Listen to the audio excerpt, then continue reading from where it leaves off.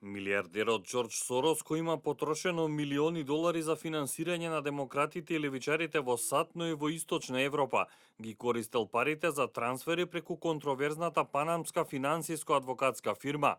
Тоа, како што објавува водечката американска телевизија Fox News, го правел за да се воспостави мрежа на офшор инвестициски партнерства кои работат низ целиот свет и се надвор од контрола на американските регулатори.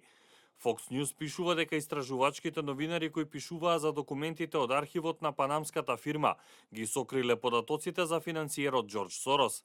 Одредени медиуми пренесуваат дека некои документи откриваат дека Џорџ Сорос има длабоки врски со вакви пари, наменети за таинствени политички акции и оружје инвестирани во компанијата Intel.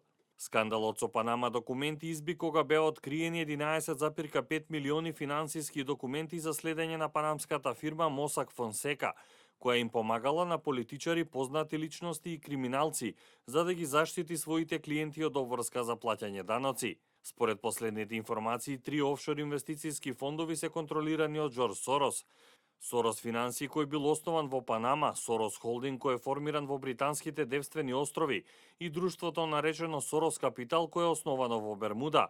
Законите на Панама, Бермуда и Британските Девствени острови им овозможувале на странските фирми да ја кријат сопственоста на парите и недвижниот имот.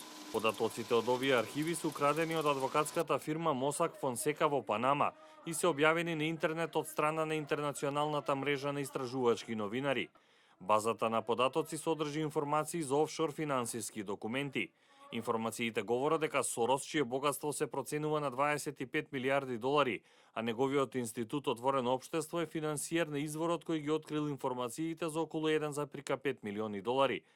Повеќе проопозициски медиуми и во Македонија се под капата на Сорос.